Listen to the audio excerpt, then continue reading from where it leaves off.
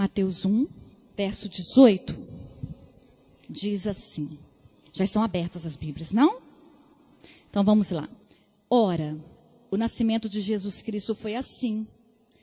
Estando Maria, sua mãe, desposada com José, antes de se ajuntarem, achou-se ter concebido do Espírito Santo. Então José, seu marido, como era justo e a não queria infamar, ele intentou deixá-la secretamente. E projetando ele isto, eis que em sonho lhe apareceu um anjo do Senhor dizendo: José, filho de Davi, não temas receber a Maria, tua mulher, porque o que nela está sendo gerado é do Espírito Santo. E ela vai dar à luz a um filho, e você lhe porá o nome de Jesus, porque ele salvará o seu povo dos seus pecados. E tudo isso aconteceu para que fosse cumprido o que foi dito da parte do Senhor pelo profeta, que diz assim: eis que uma virgem conceberá e dará à luz a um filho, e ele será chamado pelo nome de Emanuel, que quer dizer, Deus está conosco. E José, despertando do sono, fez como o anjo do Senhor lhe ordenou, e recebeu a sua mulher, e não a conheceu, até que deu à luz ao seu filho, o primogênito, e pôs-lhe o nome de Jesus. E a mensagem de hoje tem o título assim: eu posso ser como José. Você pode ser como José. Nós podemos ser como José. Como? O que ele tinha? Um homem que não age baseado no que recebe, no que vem de fora. Você já parou para pensar a situação de José? Porque a gente hoje lê essa passagem, mas a gente não se põe no lugar dele. José estava noivo de Maria, e aí Maria chega para ele e fala: José, eu estou grávida. Olha a notícia que ele recebe. Isso naquela época. Se hoje um rapaz com a melhor das intenções, que ele fala que José era justo, quer se casar e procura uma pessoa, e aí a pessoa chega para ele e fala: eu estou grávida. Como é que você reage? Você recebeu uma notícia dessa. Como que você reage? Sabe o que José fez? Ele poderia ter difamado Maria, ter colocado a boca no trombone, ter falado: você está grávida. Porque a única certeza que José tinha naquela situação era de que o filho não era dele. Ele não tinha mais certeza de nada. Ela está grávida e o filho não é meu. É de quem? Porque até ali ninguém tinha esclarecido nada para José. A noiva dele estava grávida e ele tinha certeza que o filho não era dele, e tinha um monte de pontos de interrogação na cabeça de José. Mas José não quis difamar Maria. Ele tinha o direito de levar Maria para fora, expor o que aconteceu e apedrejá-la até ela morrer. Mas ele não fez isso. Ele não agiu de acordo com o que veio de fora para ele. Nós somos bombardeados, irmãos, todos os dias, com situações difíceis, com injúrias, com calúnias, com críticas, com coisas que às vezes nos fazem reagir de uma forma que não é conveniente. Infelizmente, a gente age pelo que recebe. A gente não pode agir por aquilo que vem para a gente. Somos influenciados o tempo todo. E às vezes a gente culpa: mas eu fiz isso porque fulano fez isso comigo. Mas eu agi assim porque não tinha como. Eu não tenho sangue de barata, já ouviu isso? Eu não tenho sangue de barata. E a gente justifica o erro em cima do erro do outro. José tinha todos os motivos de agir dentro do seu direito. Era direito dele apedrejar Maria. Mas ele não fez isso. E sabe por que ele não fez isso? pelo temor que ele tinha a Deus. Era a única coisa. O temor que ele tinha a Deus, a dúvida, porque a dúvida fazem alguns agirem, mas a dúvida precisa fazer você não agir. José pensou assim: ou Maria está mentindo, e esse filho é de uma outra pessoa, ou Maria está dizendo a verdade, esse filho é do Espírito Santo. E na dúvida, ele temeu a Deus e não agiu. A única coisa que pode barrar uma atitude nossa de mau testemunho é o seu temor a Deus. Se você perder o seu temor a Deus, você faz o que não deveria fazer, sabe por quê? Porque não tem ninguém para nos vigiar em todos os lugares. Todos nós podemos ser como José. A gente pode sim agir, não pelo que a gente recebe, mas pelo que a gente é e pelo nosso temor a Deus. Isso tem que nos fazer parar, pensar e retardar uma decisão nossa. José era um homem muito, muito, muito especial. Tem uma passagem na Bíblia que diz que o Senhor Jesus falando que se desse um tapa na sua face, você deveria virar a outra, oferecer a outra. O que diz isso? Se alguém dá um tapa na minha face, eu vou virar a outra. Isso é uma reação. Isso é uma reação. E a nossa reação não é virar a outra face. Mas Jesus estava dizendo aqui que melhor do que a sua ação é a sua reação. Porque para a gente agir, irmãos, basta a gente premeditar. Eu vou pensar o que eu vou fazer nessa situação e eu vou lá e faço. Mas a reação não dá tempo de você pensar. Aquilo acontece e você reage.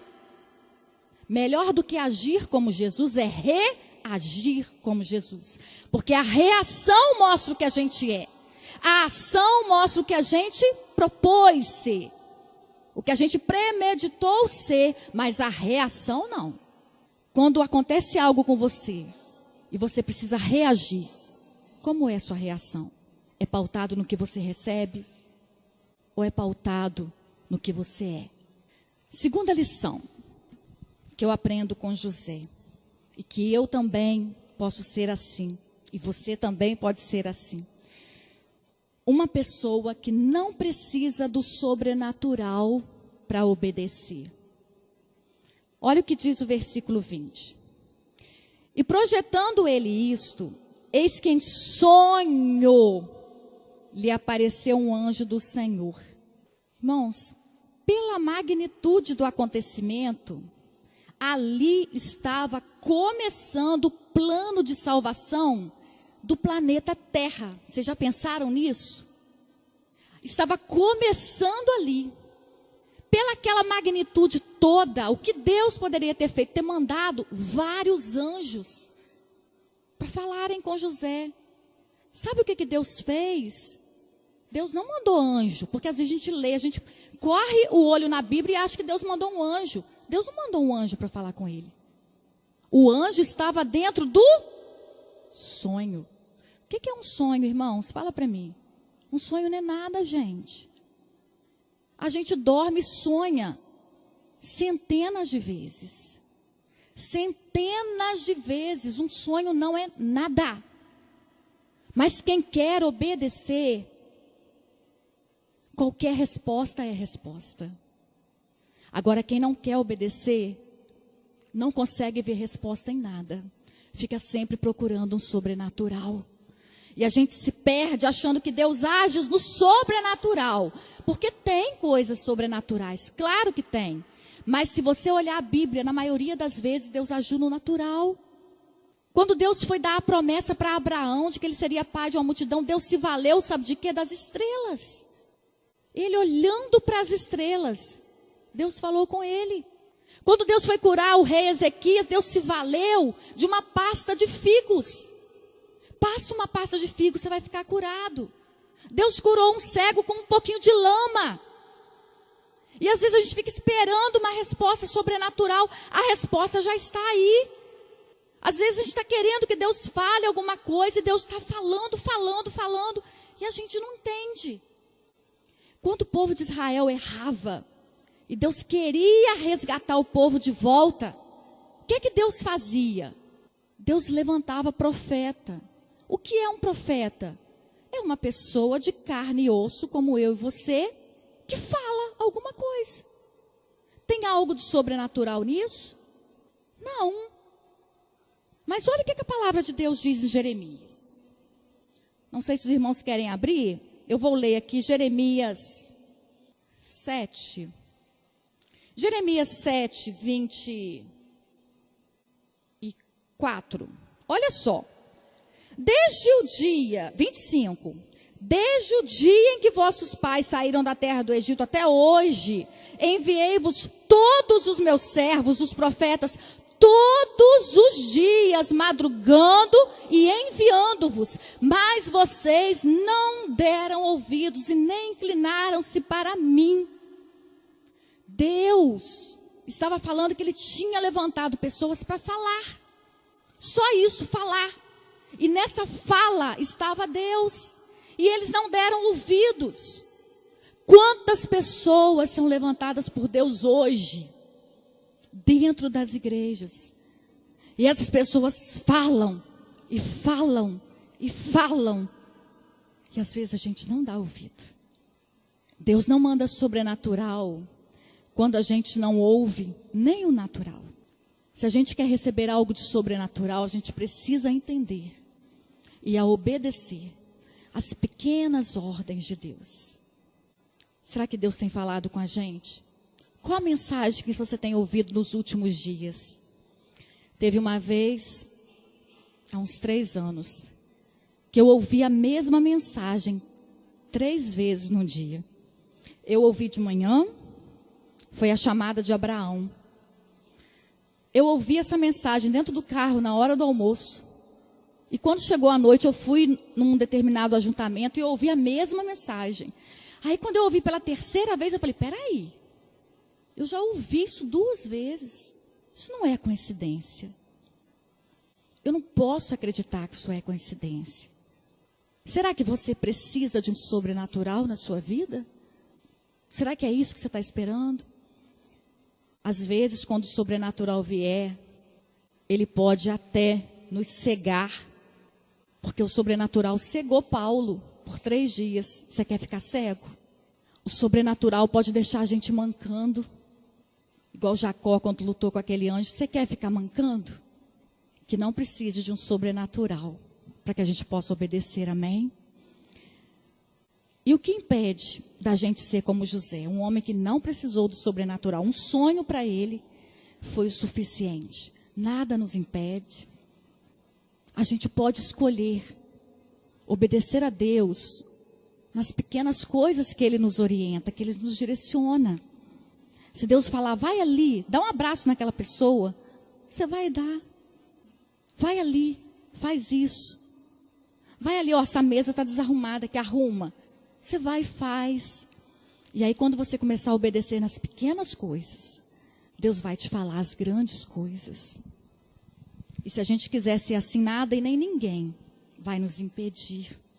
3ª coisa que eu aprendo com José. Um homem que sabe diferenciar o santo do profano. Versículo 25. Mateus 1, versículo 25, fala assim. E não a conheceu. 24.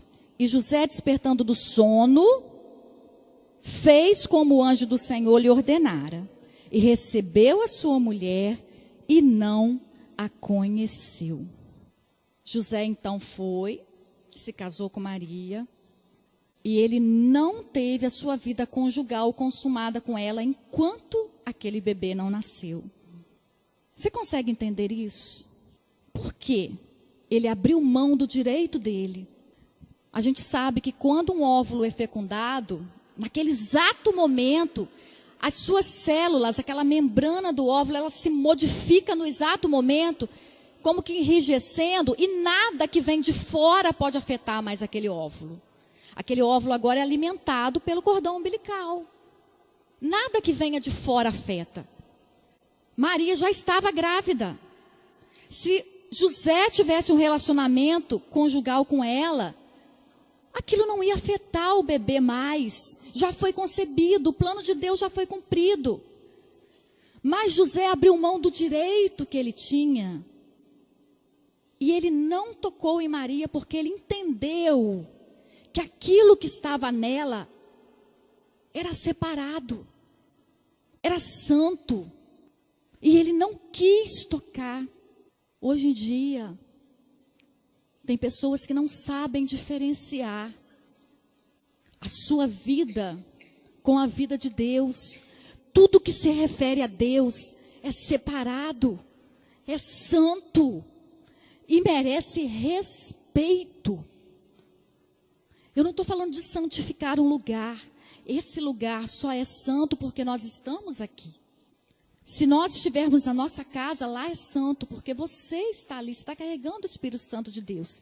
Agora, as coisas de Deus aqui merecem um respeito que José teve. Quando você está na sua casa e você põe diante dos seus olhos alguma coisa, e você obriga o Espírito Santo a ver aquilo ou tocar aquilo, você não está sabendo diferenciar o santo do profano.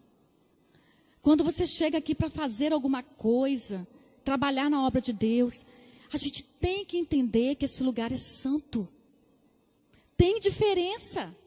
Tem diferença o meu olhar para o meu trabalho, para o meu curso e o meu olhar para a obra de Deus. Eu tenho que trabalhar bem. É o meu testemunho. Mas por melhor que eu faça lá, eu tenho que fazer ainda melhor aqui. Porque aqui é do meu Deus.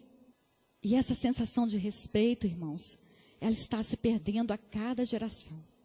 O respeito entrou em crise. As pessoas não respeitam autoridades. As pessoas não respeitam pais. Como essas pessoas vão respeitar Deus? É uma hierarquia. Mas a gente não pode perder esses valores, porque nós somos povo de Deus. Nós somos pessoas escolhidas por Deus para salgar a terra. E eu preciso olhar para Deus e enxergar quem Deus é. E tratar as coisas de Deus com o devido respeito. O lugar onde o Espírito Santo se move é digno de respeito. A sua vida, ele se move dentro de você. Você precisa respeitar isso. Entendem por que José foi escolhido? Ele era esse homem. Deus sabia que ele ia saber tratar isso com respeito, que ele não ia precisar de um sobrenatural para obedecer. Deus sabia disso antes dele nascer. Deus não erra não, nunca errou e nunca vai errar. Quarto, José era assim, e eu e você podemos ser assim, um homem que vai além. Um homem que vai além. O que Deus pediu para José, naquele sonho, que José recebesse Maria e que José desse o nome de Jesus. Foram as duas únicas coisas que Deus pediu. Deus não pediu mais nada. Deus não pediu para José não tocar em Maria.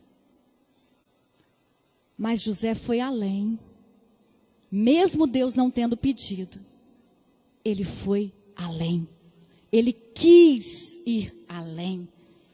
Ir além não depende de ninguém. Ir além só depende de nós. Se a gente quiser, a gente pode ir além. Certa vez o Senhor Jesus falou que quando um servo, ele põe a mesa para você e te serve, você não tem que agradecer. Vocês lembram quando o Senhor Jesus falou isso? Você não tem que agradecer, porque ele não fez mais do que a sua obrigação. E aí esse servo, quando olha para si mesmo, ele ainda tem que falar: servo inútil que eu sou. Eu não fiz nada além do que me foi pedido. Quando a gente faz apenas o que é pedido, a gente, na verdade, não está fazendo nada demais, não. Só que não foi Jesus que falou: eu estou falando que você é inútil. Não, ele falou que esse servo deve olhar para si mesmo, porque o Senhor Jesus nos honra. Ele não nos vê assim, como servos inúteis, mas tem que partir do servo. Eu sou um inútil, porque eu só fiz aquilo que me foi pedido. Até servo inútil está em falta. A gente tem feito o que é pedido. Irmãos, servos inúteis, eles estão em extinção. Porque nem o que é pedido a gente não faz. Quanto mais fazer o que nos é pedido requer de nós obediência. Mas fazer além do que nos é pedido requer de nós amor. Só o amor faz a gente fazer algo além. Certa vez eu fui procurando alguém para trabalhar lá em casa, e eu fui até a Vânia e o Edilson, porque tinha uma menina que trabalhava para eles, e eu fui pedir referência, falei, como é que é fulano? Aí a Vânia falou assim, Kênia, no final da tarde, quando eu chego, ela arrumou tudo, assim, ajeitou tudo no lugar, e tem até um bolinho, ela faz um bolo sem eu pedir, você lembra, Vânia? Sem eu pedir, ela faz um bolo, tem lá um bolo fresquinho esperando a gente. Aí o Edilson falou assim, e sabe aquele anguzinho que a gente faz? Ela vai e coloca uma fatia de mussarela, lembra disso? Quem ela põe uma fatia de mussarela por cima, mas é beleza. Isso encanta, irmão, sabe por quê? Porque essa pessoa fez além, ela te surpreendeu. Foi pedido uma coisa, ela fez aquela coisa e ainda fazia mais, só para agradar. Vocês acham que Jesus não merece isso? A gente cantou sobre a cruz. Será que além da nossa obediência, ele não merece algo além? Noé, quando saiu da arca, a palavra diz que Noé pegou os animais limpos, as aves limpas, e ele montou um altar, e ele ofereceu aquilo no altar, sem Deus pedir. Se você for lá e ler a passagem, você vai ver que Deus não pediu. Mas ele fez por amor. Quando Paulo nos orienta que talvez fosse melhor você ficar sozinho para você trabalhar mais para Deus. E ele fala assim, como eu escolhi ser assim. Deus não mandou Paulo ficar sozinho, mandou? Deus não mandou, mas ele quis ir além. Porque ele amou. Entendem? Será que a gente pode encontrar pessoas aqui hoje? Como o Espírito Santo falou, Kênia, as pessoas não querem ser como José. Não querem. Infelizmente. Ir além. Fazer além do que nos é mandado. Fazer por amor. E em último lugar, para a gente terminar, José foi um homem que obedeceu. José foi um homem que não agiu pelo que recebeu de fora. José foi um homem que não precisou do sobrenatural para obedecer. Foi um homem que soube diferenciar o santo do profano. Foi um homem que foi além do que o que foi pedido. E no final, ele obedece. A missão que José recebeu foi muito nobre, irmãos. Você já imaginou José saber que ele ia pegar um bebê no colo, que ele ia criar esse bebê, e que ele ia olhar para esse bebê e ele não ia ver nenhum traço seu nesse bebê? Porque às vezes a honra do pai é ver que o filho parece com ele. Olha, é o meu nariz, é o meu olho, é o meu queixo. José sabia que ele não ia ter nada disso naquele bebê. Mas ele escolheu obedecer. Tudo que a gente tem que fazer é obedecer. E às vezes a gente fica pensando assim, mas o que eu vou fazer para Deus? Qual é o meu ministério? O que eu vou fazer? Você não tem que ficar procurando o que você vai fazer, não. Porque Deus, quando Ele vem com algo na nossa vida, Ele já vem com tudo pronto. Quando Deus falou para Moisés livrar o povo do Egito, Deus já estava com tudo pensado. Moisés ficou pensando, mas... Então deixa eu ver o que eu vou fazer. Não, Deus já falou para ele, você vai fazer isso, isso e isso e isso. Quando Deus veio para Paulo, Deus já falou, você vai falar o meu nome para os gentios, você vai se apresentar diante de reis, você vai fazer isso, você vai fazer... Já está tudo pronto, mas a gente não tem que ficar procurando atirando para todos os lados. Se você se colocar na presença de Deus, Deus já vem com tudo pronto. Porque não é a gente que decide. A gente não decide o que a gente vai fazer para Deus. Deus já tem tudo pronto já para a sua vida e para a minha vida. Basta obedecer. Mas Ele também não mostra tudo de uma vez. Você dá o primeiro passo e Ele te mostra aquele. Você dá o outro e Ele te mostra aquele. E aí, se você obedecer, a promessa de Deus vai se cumprir na sua vida. José quis obedecer e ele foi o alvo da promessa do Senhor. Ele viveu isso na vida dele. E nós podemos ser assim. Eu queria chamar o Ministério de Louvor para estar cantando um cântico. Quando eu olho para a palavra de Deus e vejo essa narrativa, Deus escolhendo José, é como se Deus estivesse falando assim: viu, eu não errei, tinha que ser José. Eu errei? Não, tinha que ser ele, porque ele ia cumprir tudo direitinho, além até do que aquilo que eu pedi para ele. E às vezes a gente olha para a gente e fala: Senhor, mas eu sou tão falha, e somos mesmos. Mas se a gente quiser, irmãos, melhorar, não tem nada nem ninguém que possa nos segurar. Os maiores inimigos de nós, da gente, somos nós mesmos. Sabe, tem coisas que dependem dos outros, mas tem coisa que só depende da gente. Tem coisa que só a gente pode barrar. Se eu quiser, se você quiser ser uma pessoa que saiba diferenciar o santo do profano, quem vai te impedir? Se você quiser ser uma pessoa que não precisa do natural, quem vai te impedir? Se você quiser ser uma pessoa que obedece a Deus, quem vai te impedir? Ninguém.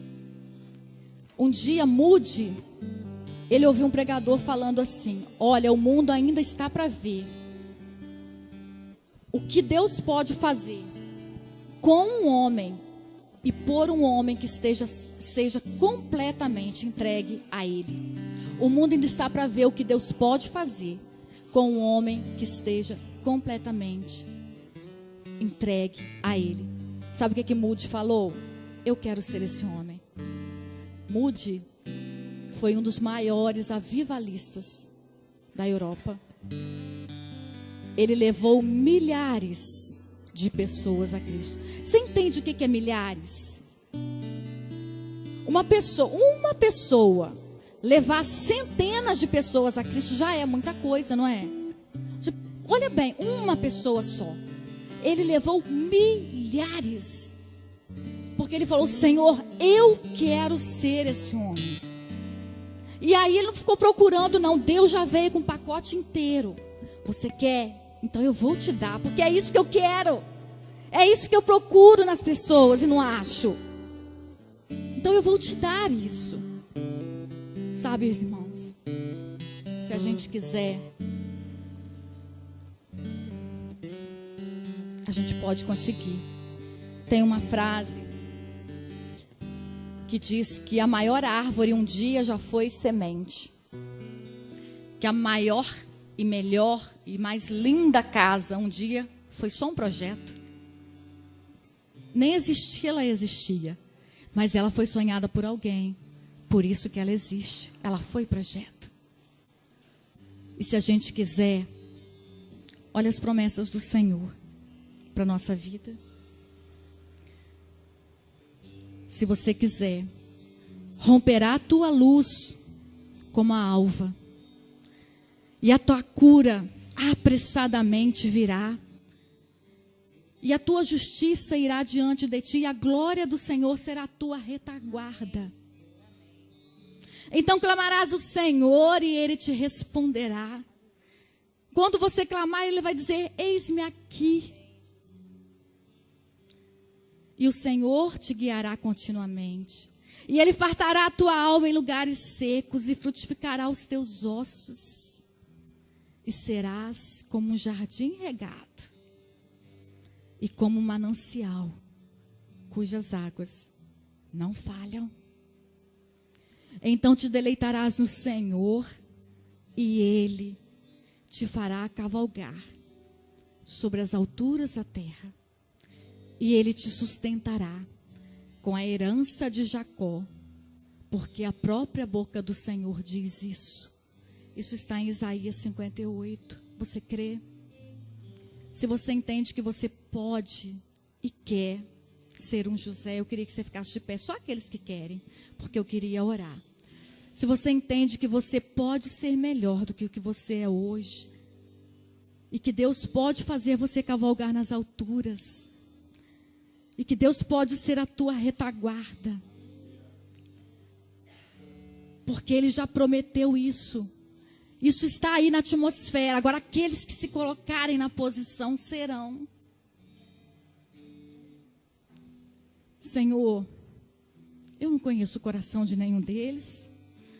Eu te agradeço pela revelação que o Senhor tem dado do teu filho José. E quando tem falado que nós podemos ser assim, que nós só não somos assim porque nós não queremos ser assim. Ajuda-nos, Espírito Santo, porque nós queremos ser assim. Senhor, eu não quero agir pelo que vem de fora, pelo que eu recebo. A gente recebe tanta coisa ruim, Senhor, mas a gente tem condições, não por nossa causa, mas por causa do Espírito Santo que habita em nós, de sermos diferentes daquilo que a gente recebe.